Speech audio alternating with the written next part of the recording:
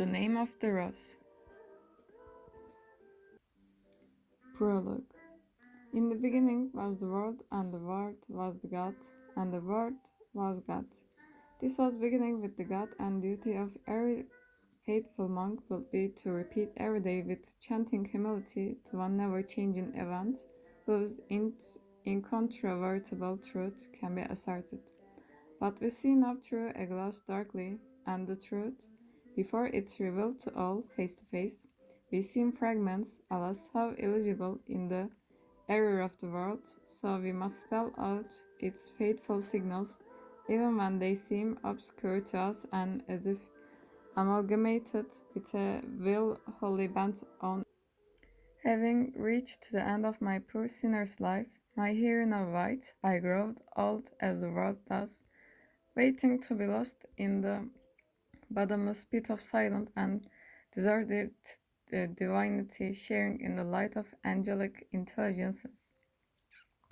Confined now with my heavy, ailing body, this cell in the dear monastery of Melk, I prepare to live on this parchment my testimony as to the wondrous and terrible events that I happened to observe in my youth, now repeating all that I saw and heard, without venturing to seek a design, as if to leave to those who will come after, if the interest has not come first, signs of signs, so that the prayer of disappearing may be exercised on them.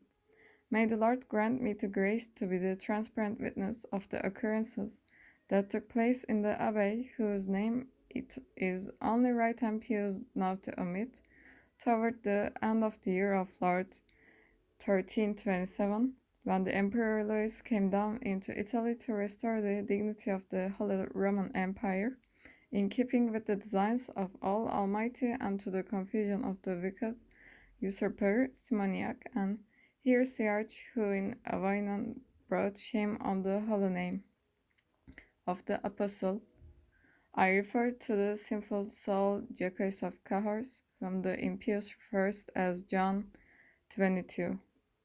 Perhaps to make more comprehensible the events in which I found myself involved, I should record what was happening in those last years of the century, as I understood it then, living through it, and as I remembered it now, complemented by other stories I heard afterward, if my memory still proves capable of connecting the threads of happenings so many and confused.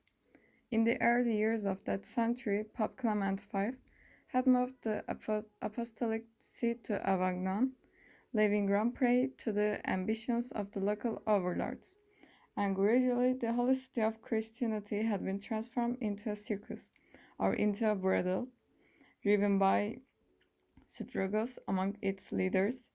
True called a republic, it wasn't one, and it was assailed by armed bands, subject to violence and looting. Ecclesiastics, eluding secular jurisdiction, commanded groups of manufacturers and robbed, swords in hand, transgressing and organizing evil commerce. How was it possible to prevent the captivity from becoming again, and rightly, the goal of the man who wanted to assume the crown of Holy Roman Empire and restore the dignity of temporal dominion that had belonged to the Caesars? Thus in 1340, five German princes in Frankfurt elected Louis the Bavarian supreme ruler of the empire. But that same day, on the opposite shore of Maine, the Count Palatine of the Rhine and the Archbishop of Cologne elected Frederick of Austria to the same high rank, two emperors for a single throne and a single pope for two. A situation on that truly fomented great disorder. 2 years later, in Avignon, the new pope was elected, Jacques of Cahors, an old man of 72, who took, as I have said, the name of John 22, and having granted that no pontiff take again a name so now distasteful to the right use, a Frenchman devoted to the King of France, the men of that corrupt land are always inclined to foster the interests of their own people, and are unable to look upon the whole world as their spiritual home. He had supported Philip fire against the Knights Templars, whom the king accused, I believe unjustly, of the most shameful crime so that he could seize their possessions with the complicity of the renegade ecclesiastics. In 1322, Louis the Bavarian defeated his rival Frederick. Fearing a single emperor even more than he had feared two, John excommunicated the victor, who in return denounced the Pope as a heretic. I must also recall how, that very year, the chapter of the Franciscans was convened in Perugia, and the Minister General, Michael of Cesena, accepting the entreaties of the spirituals, of whom I will have occasion to speak, proclaimed as a matter of faith and doctrine the poverty of Christ, who, if he owned something with his apostles, possessed it only as usus facti. A worthy resolution, meant to safeguard the virtue and purity of the order. It highly displeased the Pope, who perhaps discerned in it a principle that would jeopardize the very claims that he, as head of the church, had made, denying the empire the right to elect bishops, and asserting on the contrary that the papal throne had the right to invest the emperor. Moved by these or other reasons, John condemned the Franciscan propositions in 1323 with the decretal Cum Internationalis. It was at this point, I imagine, that Louis saw the Franciscans, now the Pope's enemies, as his potential allies. By affirming the poverty of Christ, they were somehow stringing the ideas of the imperial theologians, namely Marcellus of Padua and John of Jandun.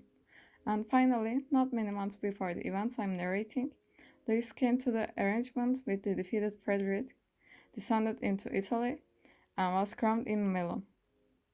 This was the situation when I, a young Benedictine novice in the monastery of Melk, was removed from the peace of the cloister by my father, fighting in Louis's train, not least among his barons.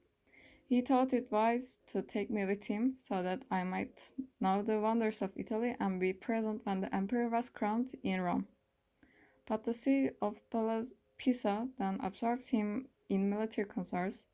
Left to myself, I roamed among the cities of Tuscany, partly out of idleness and partly out of desire to learn. But this undisciplined freedom, my parents thought, wasn't suitable for an adolescent devoted to contemplative life. And on the advice of Marcellus, who had taken a liking to me, they decided to place me under the direction of a learned Franciscan brother, William of Baskerville, about to undertake a mission that will lead him to famous cities and ancient abbeys. Thus, I became William's scribe and disciple at the same time, nor did I ever regret it, because with him I was witness to events worthy of being handed down, as I am now doing, to those who will come after us. I did not then know what Brother William was seeking, and to tell the truth, I still do not know today, and I presume he himself didn't know, moved as he was solely by the desire for truth and by the suspicion, which I could see he always harbored, that the truth wasn't what was appearing to him at that moment. And perhaps during those years he had been distracted from his beloved studies by secular duties. The mission with which Willem had been charged remained unknown to me while we were on our journey, or rather, he never spoke to me about it. It was only by overhearing bits of his conversation with the abbots of the monasteries where we stopped along the way that I formed some idea of the nature of this assignment. But I didn't understand it fully until we reached our destination.